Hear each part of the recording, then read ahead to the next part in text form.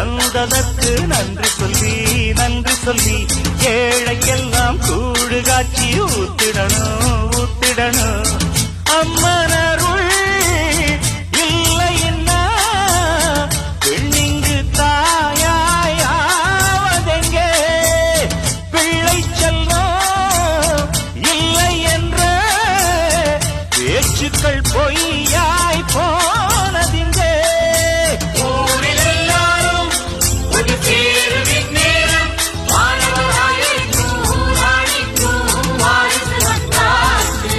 அடிராக்கு Mutharaku புதுராக்கு பியச்சூட்டு